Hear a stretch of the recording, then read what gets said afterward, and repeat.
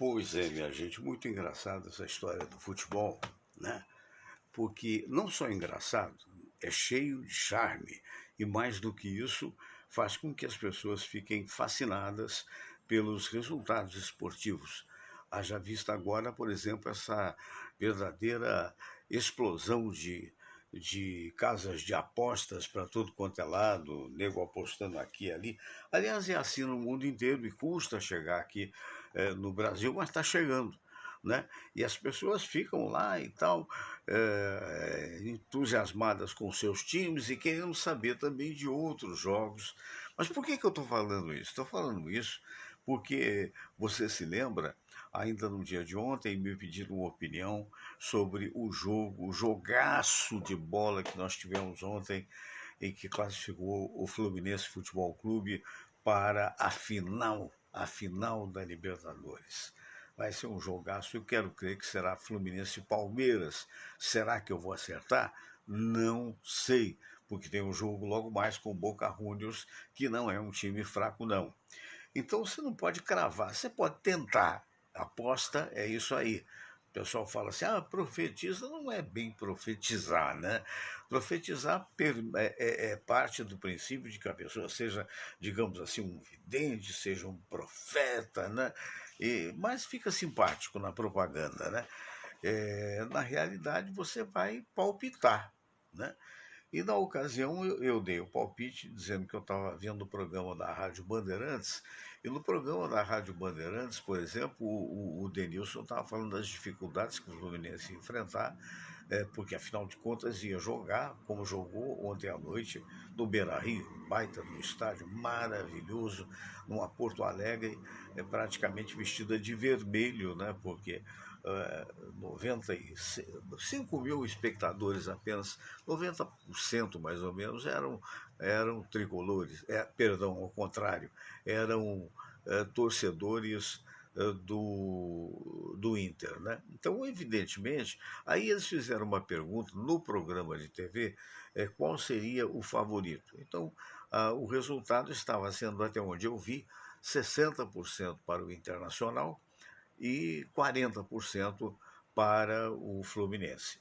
E eu disse que, na minha opinião, não estava muito longe da realidade, levando em consideração que havia um empate aqui no Maracanã, embora o empate tenha sido heróico por parte do Fluminense, já que o Inter, né, ele fez os dois primeiros gols naquela ocasião e o Fluminense conseguiu empatar.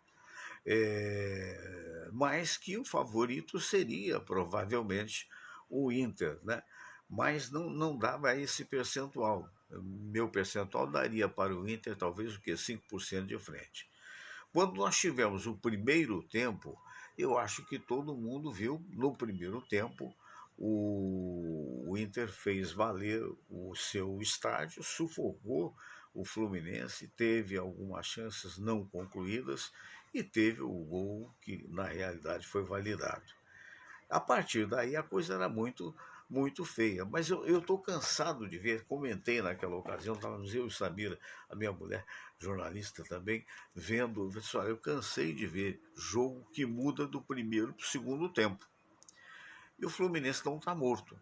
Apenas eu ontem aludi até a um comentário do Eugênio Leal, que eu mando um abraço lá da ESPN, meu amigo querido de muitos anos e vascaíno como eu.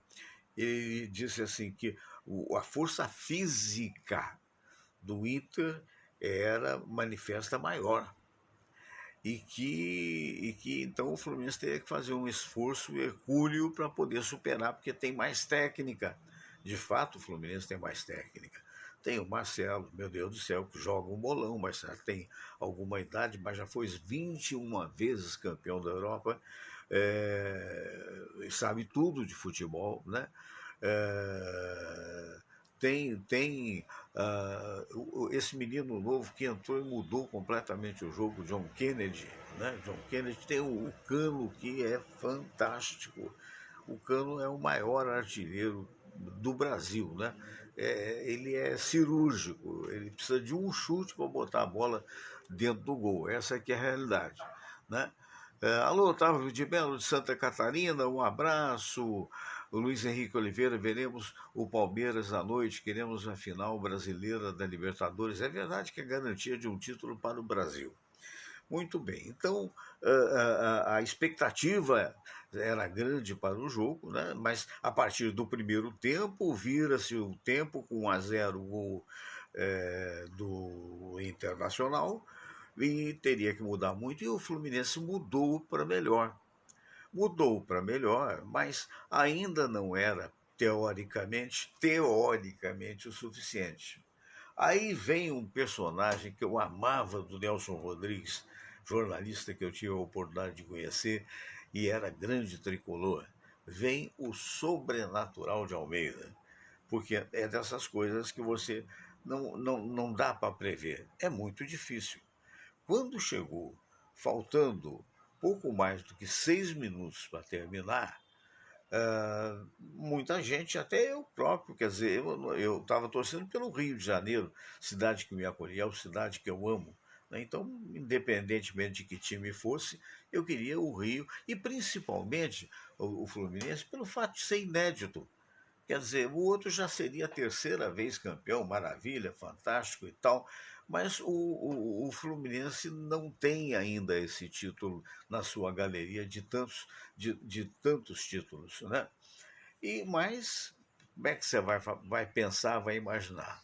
E aí foi feliz, minutos antes, o Fernando Diniz, quando fez a substituição e colocou o John Kennedy em campo. Pois bem, olha, foi uma triangulação entre o Cano descolou o momento, um passe extraordinário, por isso que eu digo, eu admiro cada vez mais esse atacante argentino, e pena que o Vasco deixou sair de suas hostes, né? Isso porque, afinal de contas, não tinha dinheiro para pagar e não tinha nem sequer diretoria para perceber o que estava jogando fora, né? Mas aí é um drama do Vasco.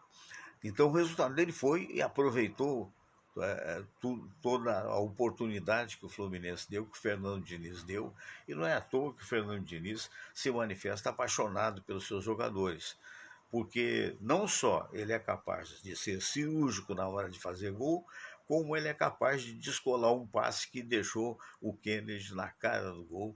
Ele deu um petelecozinho assim por cima do goleiro, a bola foi entrando, o defensor ainda tentou pegar e não deu, e foi gol. Era o empate. Bom, a partir daí, os tricolores que estavam nas Laranjeiras talvez não pudessem esperar mais. Poxa, vai ser pênalti. E pênalti igualmente é sofrido. Você concorda comigo? Porque uns dizem, pênalti é loteria. Não é. Pode até ter uma dose de sorte, mas não é. Pênalti é treinamento de ambos os lados, inclusive dos goleiros. Claro que tem o Fábio, que é outro grandíssimo jogador que eu admirava até a época em que eu tive a oportunidade de ver jogos dele ainda no Cruzeiro. Mas você não sabe o que vai acontecer, né? Então faltavam o quê? 2 minutos para terminar o jogo. E daí, meus amigos, houve o troco. Ou seja, a bola veio lá por parte da direita, passou pelo John Kennedy, que deu um passe o suficiente para que esse gênio do chute a gol, que é o Cano, fizesse um gol que era o gol da classificação. E calasse o estádio do Beira-Rio. Portanto, eu não tenho outra coisa a falar, a dizer. Primeiro, foi outro grande jogo, e a não ser dar os parabéns pela classificação ao Palmeiras. Aí o Luiz Henrique Oliveira, você fala aqui, e eu concordo, você diz assim, o Vasco mandou o Nenê embora. É outra coisa horrível, né? Pela idade. Olha que bobagem, olha que bobagem. Acabei de falar no goleiro agora, né? Que está com 43 anos, se não me falha a memória, e fechando o gol. E o Nenê, ainda que esteja, me parece que no Juventude, né? Até hoje eu acompanhei, está fazendo gol um atrás do outro lá, ou pelo menos fez vários gols, e é o equilíbrio, porque tudo é preciso ter o equilíbrio. Até nas emissoras de rádio, você precisa ter o veterano, porque o veterano ele passa segurança ao novato com talento, mas que às vezes os nervos traem, né? Então você está certo nesse comentário. O Vasco mandou o Nenê embora, está jogando muito no Juventude.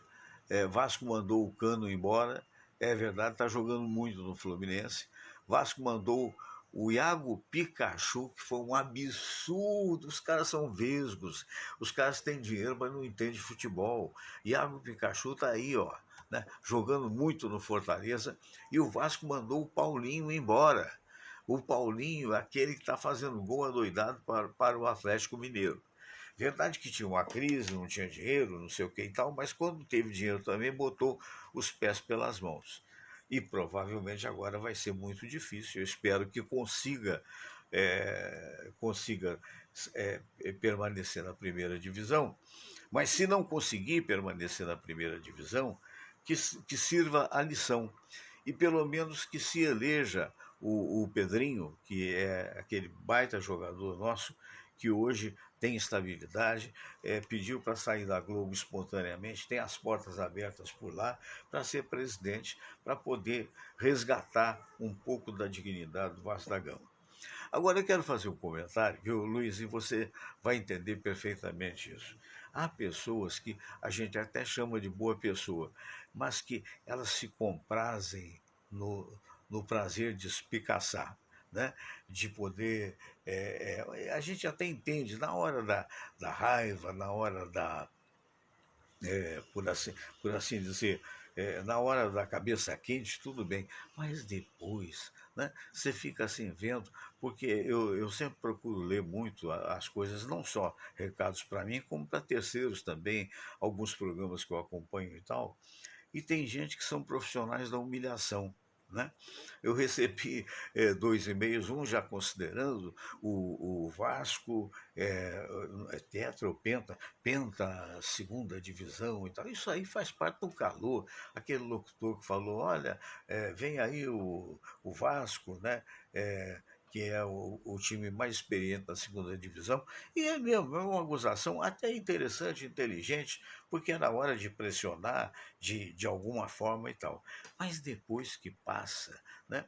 Então teve um que disse, acha que entende de futebol, coitadinho, ele entende emocionalmente de futebol.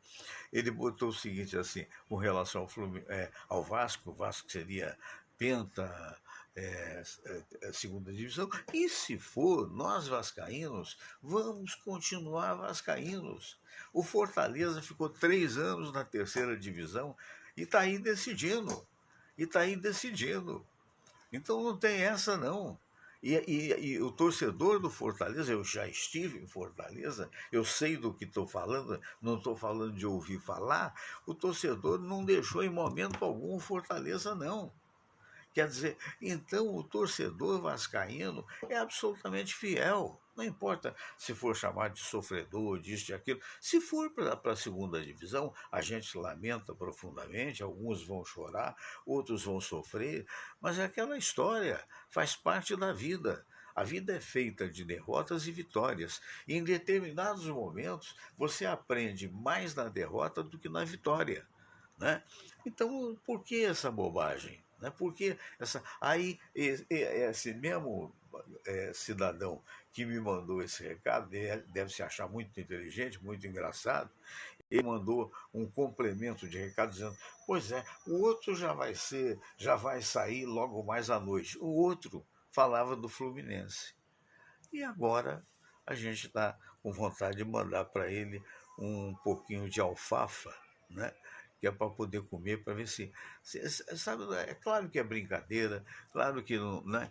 Mas não consegui enviar por aqui, enchentes no sul vão piorar. E está muito feio o Otávio de Mello, lá de Santa Catarina, dizendo isso. Puxa, lamentável, né, querido? Lamentável. Calma, Fernando. E o ex-jogador Pedrinho vai dar um jeito no Vasco, risos. Isso é uma acusação inteligente, né? Pode dar, pode não dar. Pode ser, sei lá, por uma situação de destino, como foi o Vasco vencer o Fluminense por 4-2.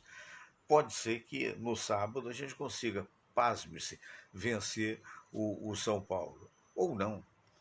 De maneira que, quando nós temos uma diretoria lerda e que pouco entende de futebol, porque está provado, contra fatos não há argumentos, né? Infelizmente tudo é possível.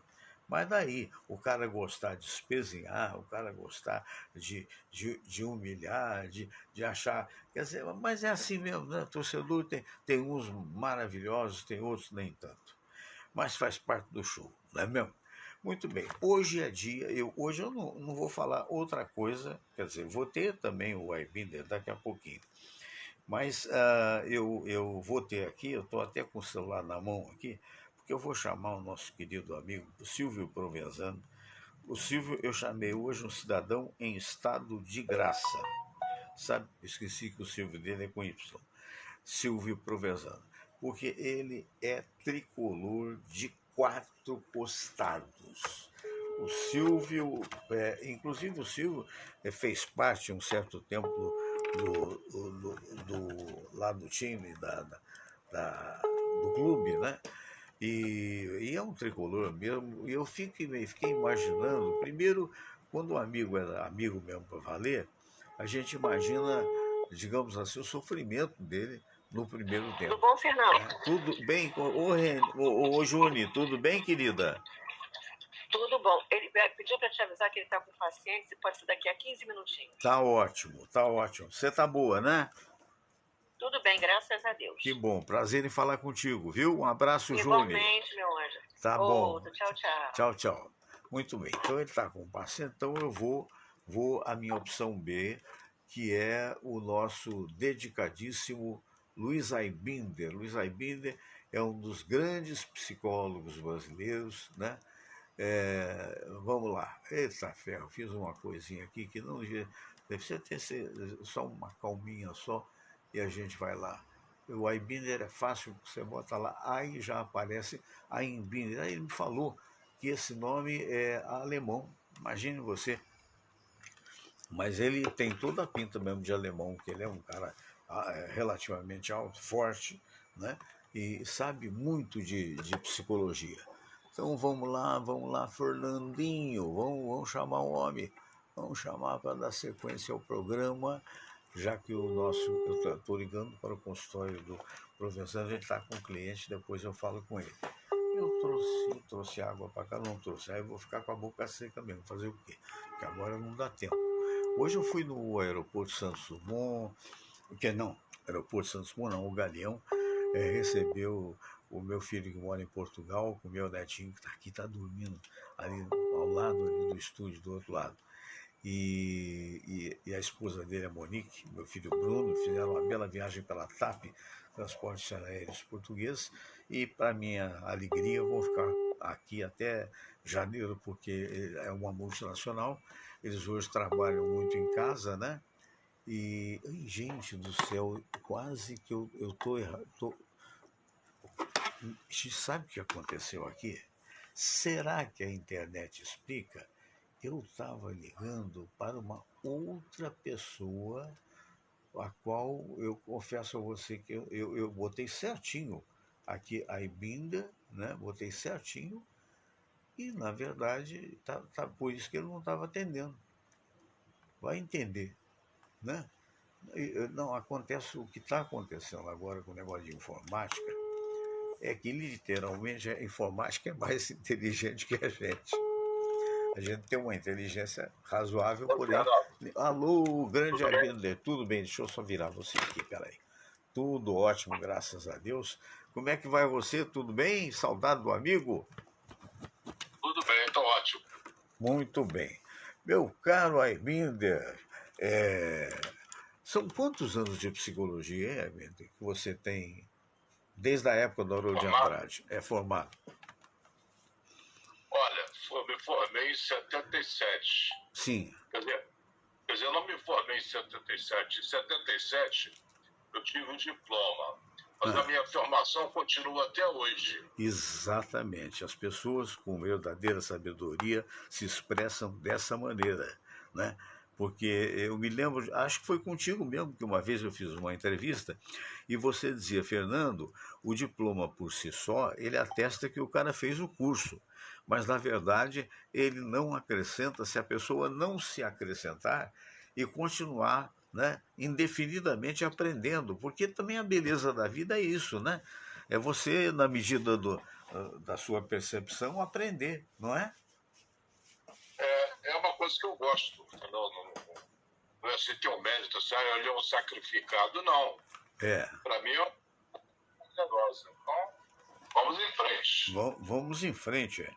Você vê que às vezes eu falo assim que eu já joguei futebol, o pessoal, não, não, não. Então você vai ver o teu amigo aí, ó, no Maracanã. Tá vendo esse carequinha aqui que eu cortava o cabelo raspando a cabeça? Então, Tô. mas era o time da rádio, time de perna de pau.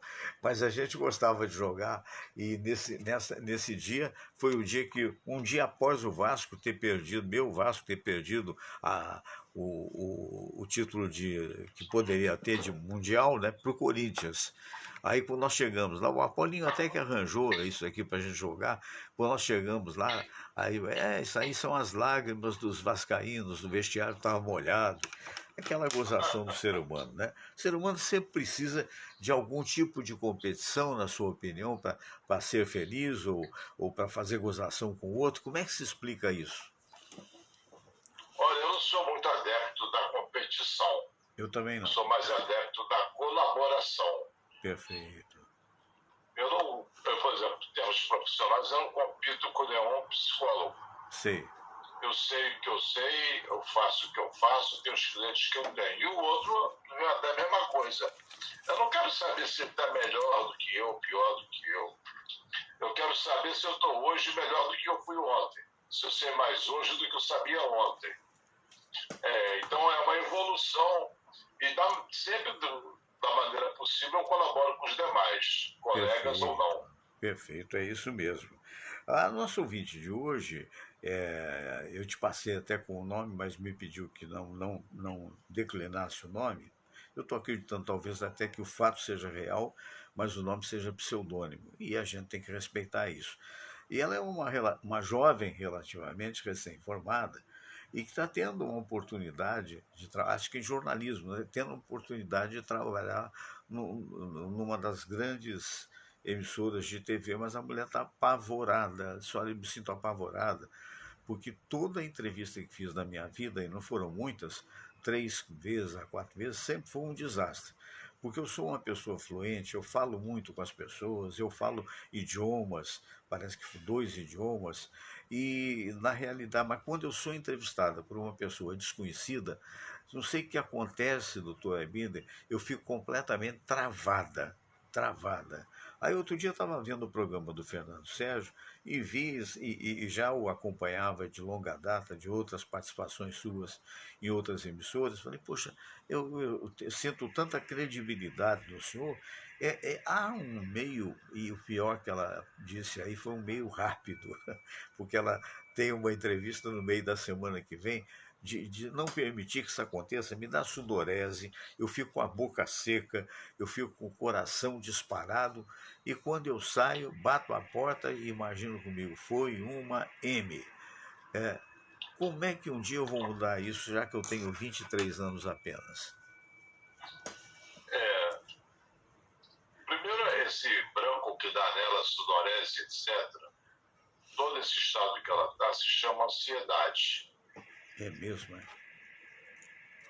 Então, você já deve ter entrevistado alguém que deu branco na hora da entrevista. Sim, eu vou te A contar. pessoa sabia tudo, mas na hora da entrevista, que ligou o microfone, as câmeras, a pessoa travou. Isso é comum e desnecessário. Então, vamos dizer para a nossa ouvinte, espectadora, que a ansiedade é bom. Se tivesse um comprimido mágico para zerar a ansiedade, eu não aconselho a ninguém tomar. Mas a ansiedade é boa quando ela dá aquele frio na barriga. Mas a ansiedade dela dá queimação no estômago. Sei. Nesse sentido, é negativa. Ela acha, voz comum, que tem que ficar nervosa numa entrevista de emprego. Não tem que ficar nervosa nada, é só mais uma entrevista. Você já fez algumas entrevistas na vida e muito provavelmente você vai ter que fazer muitas outras. Verdade. O mundo não se acaba aí. O céu não vai despecar em cima de você. É só mais uma entrevista. Mas ela coloca isso como uma questão de vida ou morte. E quando você coloca as questões, Fernando, como vida ou morte, você vai morrer muitas vezes, né? É verdade. Rigorosamente. Ela tem que entender o seguinte, numa entrevista de qualquer coisa que ela faça, mas estou falando no caso de entrevista especificamente, ela só controla o processo. O resultado está fora do alcance dela. O que é controlar o processo? Ir bem apresentada, estudar algo sobre a empresa que ela está entrevistando para dar informações compatíveis. Isso está dentro do alcance dela. Se querer ser contratado ou não, está totalmente fora do controle. Teria sentido, Fernando, alguém se preocupar com algo que é incontrolável para a pessoa? Não. Isso que ela está fazendo. Então, essa ansiedade decorre, primeiro, de querer controlar o incontrolável, que é ser aprovado ou não. Segundo, a ansiedade nos projeta para o futuro. Aí ela quer controlar o futuro, que é um tempo que ainda não existe. E na cabecinha dela, ela fica pensando, e se eu não conseguir ser contratada? E se eu for contratada, o que vai acontecer? E se abre as portas para a ansiedade. E eu chamo esse se de síndrome da cigarra.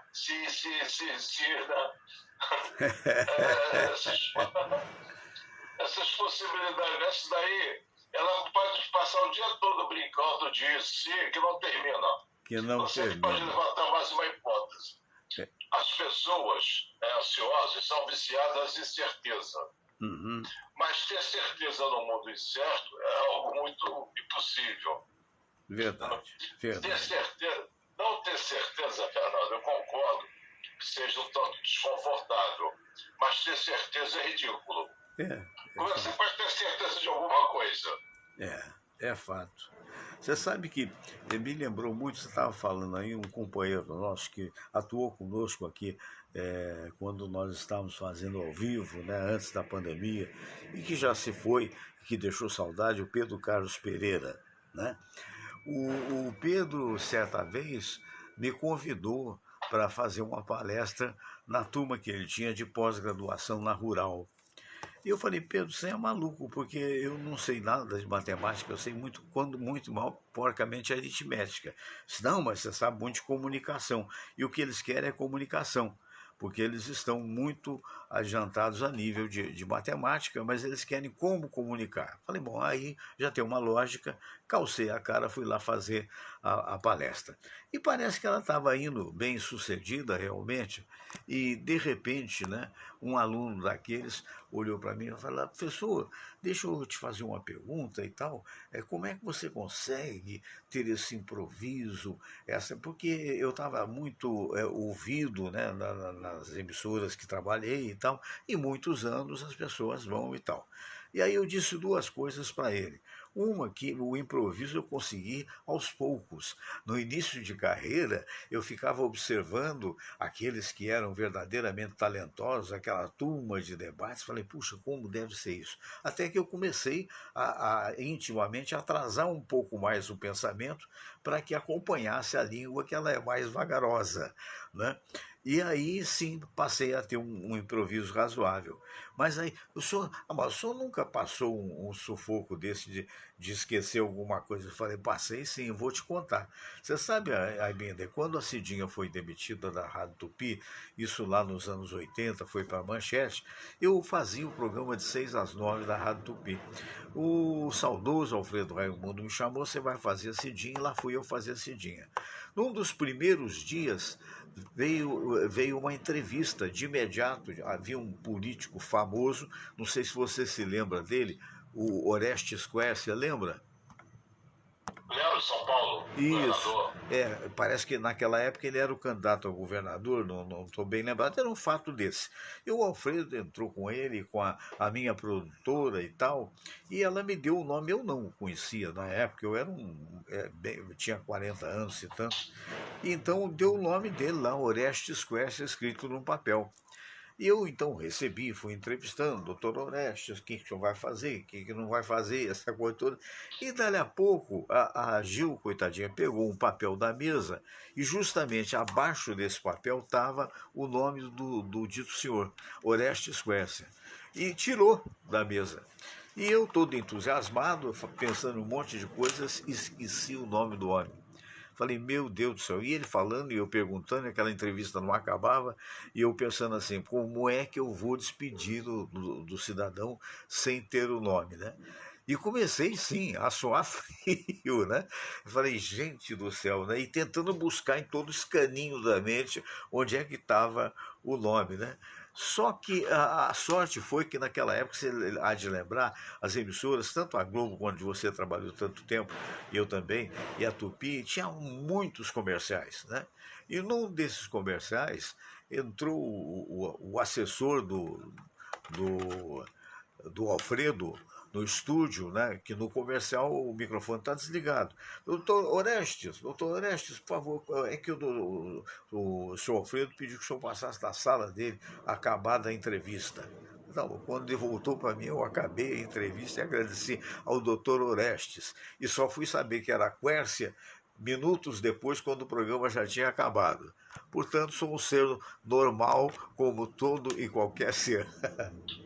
Eu vou contar para você uma historinha de um ser normal, como tudo e qualquer ser. O cara queria ser ator de teatro de qualquer maneira, de qualquer maneira. Estudou, fez curso, tudo. Aí deram uma pequena oportunidade para ele. Ele tinha que entrar na peça e só falar assim, Cleópatra, o que fizeste? Era só isso que ele tinha que falar. Aí ele leu aquele texto curtíssimo, até decorar, até assimilar o texto, e ele muito nervoso, né? Chegou na peça, na hora da fala dele, empurraram ele para o palco, aí ele chegou, Cleópatra, o que fizeste?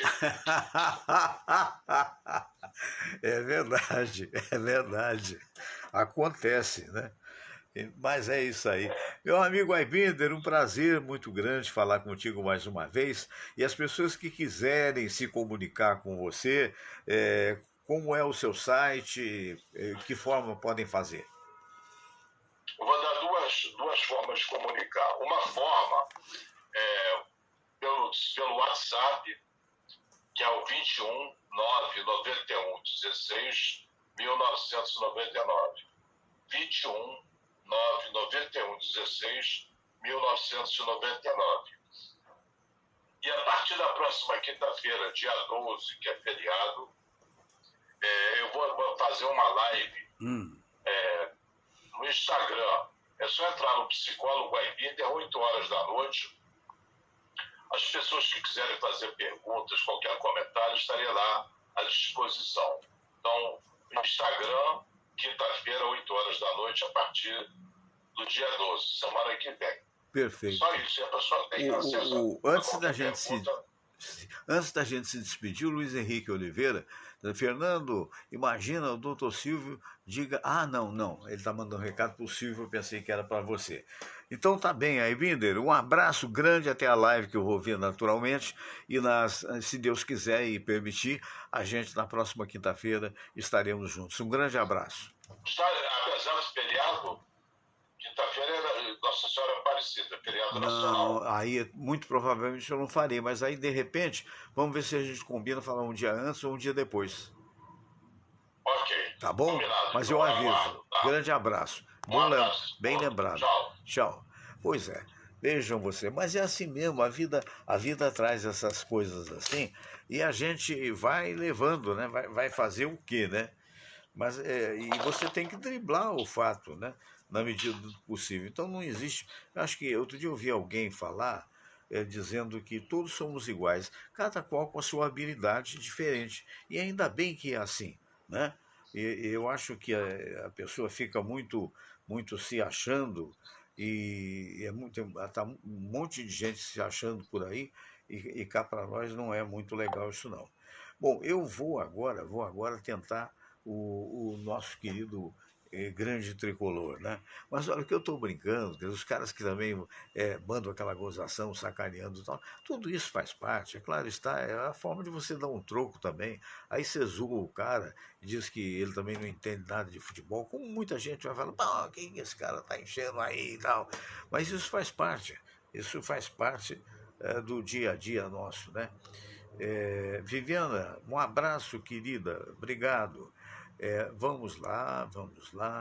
Eu vou aqui buscar. Rimou, né? Olha, a composição começa assim: vamos lá, vamos lá. Eu vou aqui buscar. Buscar o quê? Alguma coisa para tomar. Epa, calma, não toma tanto, porque pode enrolar o seu pranto. E aí vai fazendo as químicas.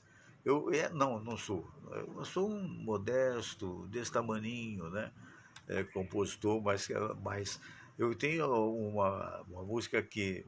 Bom, deixa eu falar, isso é outro dia. Tá?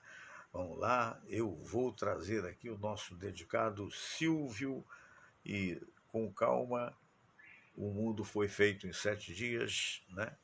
Então vamos lá, vamos ver se a gente pega aqui o doutor Silvio Provenzano, grande tricolor, técnico de futebol formado, porém um craque da medicina, Eu fico imaginando que ele está em estado de graça. Eu fico imaginando, meu Deus do céu. E olha, eu estou muito feliz, porque as coronárias dele estão maravilhosas, o coração está batendo forte, porque para aguentar aquele primeiro tempo, meu Deus do céu, e eu estava aflito por ele. Ele já chegou, gente, não podia estar ouvindo isso. Deixa eu falar com ele. Doutor Silvio, como vai o senhor? Tudo bem? Tudo bom, Fernando? E eu te dou total razão. O primeiro tempo do Fluminense ontem foi horroroso, indescritível. E eu cheguei a comentar no grupo da Mitflu, que eu faço comentários, no meu querido palmeirense, que hoje está com o coração na mão, o Luiz Henrique, ele sempre participa. Sei. Eu cheguei a comentar lá na Mitflu, com os amigos da Mitflu ontem, no nosso grupo interno. Quando terminou o primeiro tempo, falei, olha, 1-0 saiu barato, estamos no lucro. E realmente estávamos, porque o time fez uma atuação muito abaixo. Aí veio o segundo tempo, o Diniz com as pardalices dele, né? Fez o que tinha que fazer, perdendo o jogo, estava perdendo tudo. Claro. Vamos que vamos, né? Tirou um zagueiro, botou o André, que já é uma substituição, eu diria que clássica do Fluminense. Ainda colocou o John Kennedy, que foi a grande sacada dele. O John Kennedy entrou pilhado, jogando muito. E aí o jogo melhorou para o Fluminense. Mas, curiosamente, nos contra-ataques, o Internacional levava mais perigo que o Fluminense, que tinha mais posse de bola. E aquele... o Ener Garcia, né, o colombiano, venezuelano, é um cara fantástico, né, forte para boca. Ele ontem foi parceiro do Fluminense. Ele deu uma de Keno. O Keno, no jogo anterior, aqui no Maracanã, ele conseguiu a proeza de perder 2 gols feitos. O Garcia foi melhor ainda, perdeu 3. 3 gols. Eu diria que aos 12 minutos do segundo tempo, o Nino teve uma recuperação daquelas que justifica por que ele agora está na seleção brasileira. Ele conseguiu dar uma jogada temerária dentro da área, um carrinho. Ali na grande maioria das jogadas se comete o pênalti, ele foi preciso na bola e tirou a bola do venezuelano. Depois teve aquela cabeçada que eu botei a mão na cabeça lá em casa e falei, meu Deus, é gol. A bola saiu do lado, eu não sei como, ali São Castilho, meu ídolo, ele assoprou aquela bola para não ir no gol. E no final ainda teve um outro lance dele, que entrou cara a cara e chutou para fora. E acredite, aí naquela hora, quando perdeu o terceiro gol, eu tenho meu filho como testemunha. Eu liguei para o meu filho. Vamos ganhar. Ele falou, pai, o que é isso? Eu falei assim, os deuses do futebol. Isso. Nós vamos passar para a final. Ele, por quê? 2-1, meu filho. 2-1, escreve. Você falou, Eram 34 minutos do segundo tempo, 35 do segundo tempo. Falei, nós vamos virar esse jogo. Quando fez o primeiro gol, ele falou, pai, que boca que você tem. Eu falei, não, meu filho, se fosse para o Internacional passar, o Garcia não teria perdido nenhum dos 3 gols que ele perdeu, claro. teria feito 3. Claro. A gente teria sido eliminado vergonhosamente com os 4-0 nas costas. Eles não fizeram, isso significa que lá em cima, o Papai do Céu quer que a gente vá à final. Então, aconteceu que os deuses do futebol premeditaram, né? Por muita emoção. Eu sempre na live digo que sem sofrimento não é Fluminense. Então, com uma dose e uma pitada extra de muito sofrimento, mas nos classificamos para uma final que eu creio será com o Palmeiras. Porque o Palmeiras tem muito mais time que o Boca Juniors. O Boca Juniors hoje é um arremedo do Boca Juniors de outrora. A destacar, né? Naturalmente, todos esses craques que o Fluminense tem, mas o Caio realmente, nós falamos isso, ele é de uma precisão cirúrgica, né? Ele precisa de um toque na bola. Um toque é suficiente, é só um toque na bola. Nossa, mãe, né? O que outros mandam para a lua, né? Ou bate na trave e sai, né? Mas ele não, é um negócio impressionante. Eu fico impressionado também. Eu ouvi uma entrevista do Fernando Diniz há algum tempo atrás e que eu concordo. O que impressiona é a dedicação dele ao time, né? Eu vi ele dar no último jogo, não sei se você lembra, ele deu um tiro de uns 40, 50 metros para poder fazer número na defesa lá. E defende mesmo. É verdade. Quer dizer, meu Deus do céu, né? Que craque que o meu Vasco perdeu. O Cano é merecedor de ser campeão da Libertadores. Já é o artilheiro esse ano, não vai ser superado por mais ninguém. Ele já assegurou o título de artilheiro da Libertadores 2023. Mas o que ele merece é ser campeão, se o Palmeiras deixar. Porque o time do Palmeiras ele tem tradição, é um time acostumado a decisões e é um time que a gente tem que entrar com muito respeito. Apesar de que com a perda do Dudu, ficou um time quase comum. Eu tenho visto jogos do Palmeiras e realmente houve uma queda acentuada. Mas daqui até 4 de novembro, o Abel Ferreira é um cara muito capacitado. Ele vai encontrar soluções. Vai ser um grande jogo essa final e eu aposto que seja Fluminense e Palmeiras. Vamos aguardar. Tudo é possível. Agora, realmente... Seria muito triste, depois de 15 anos, a gente resgatar uma final e não sermos campeões. Mas se perder para o Palmeiras, eu não aceito perder para os Los Hermanos, eu não aceito perder para o Boca Juniors. É verdade, é verdade. E o Fluminense tem tantas glórias, mas na verdade não tem a Libertadores. Há 15 anos atrás, ele ficou como vice perdendo nos pênaltis, que é muito doloroso, né? É muito doloroso. Eu estava com meus filhos naquele jogo. O Dr. Hector Baldassi, ele é doutor em roubalheira. Ele conseguiu a proeza de... A torcida do Fluminense fez a festa mais incrível que eu vi em todos os meus anos de Maracanã. E a primeira vez que eu entrei no estádio Mário Filho foi levado pelo meu pai, claro, com 6 anos de idade. Foi em 1963, numa final Fla-Flu, que deu o título ao Flamengo num 0-0. O Castilho era o goleiro do Fluminense, era o meu ídolo. Eu queria ver o Castilho. E papai me levou, pequeno. Tinham 160 e tantas mil pessoas no Maracanã, Fernando. Nossa, naquela época. Naquela época cabia até 200. Eu fui algumas vezes ao Maracanã também. Me lembro num Vasco Flamengo que era por aí, o negócio, porque era arquibancada, né? Então não tinha divisórias de cadeira, né? Então aumentava e tinha aqueles 2 andares, né?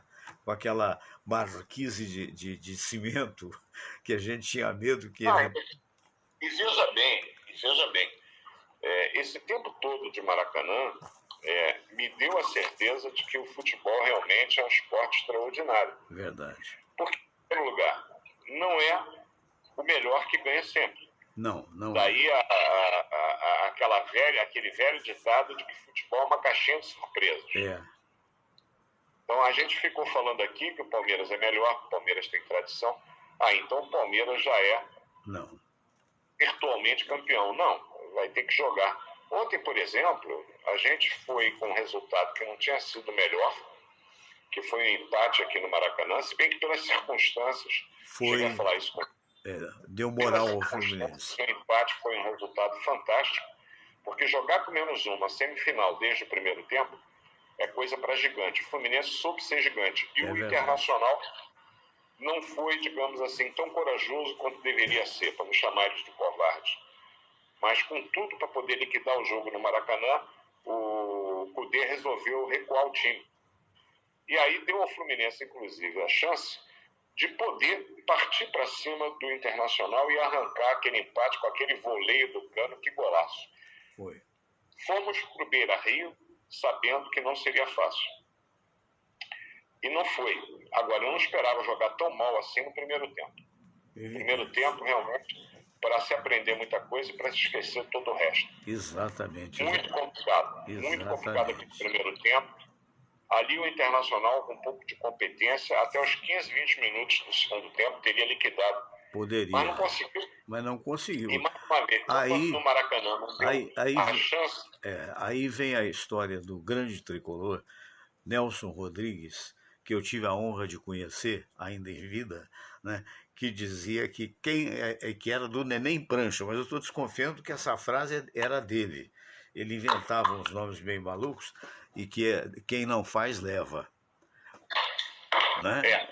Então é isso. São duas frases.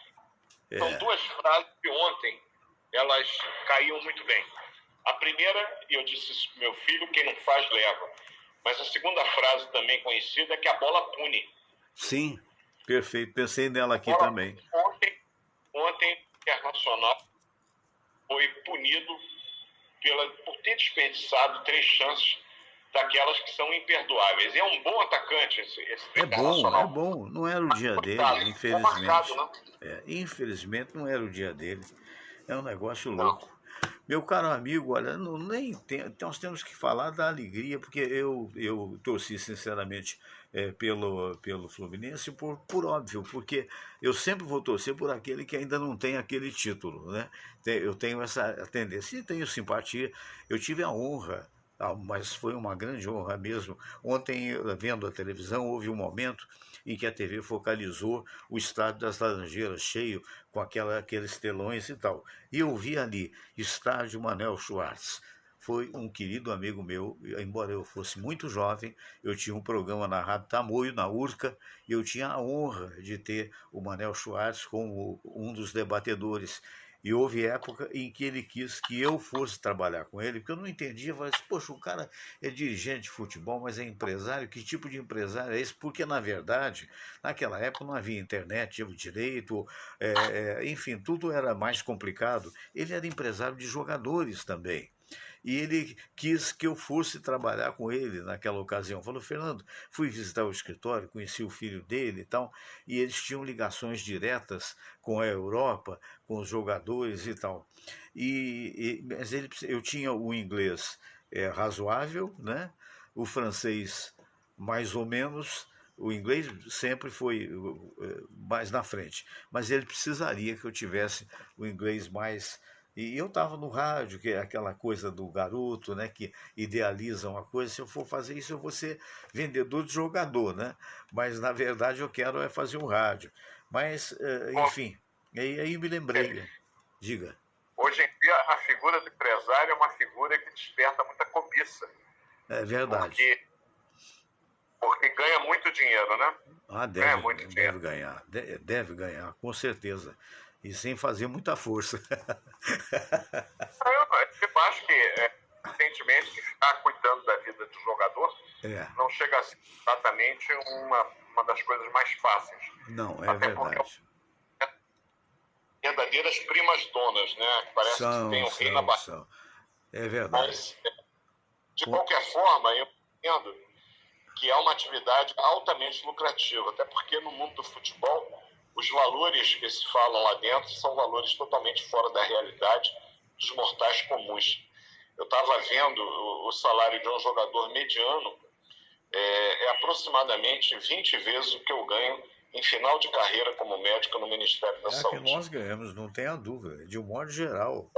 20 vezes mais. Bom, mas ele tem um tempo de vida curto no futebol, mas ganhando essa se tiver juízo...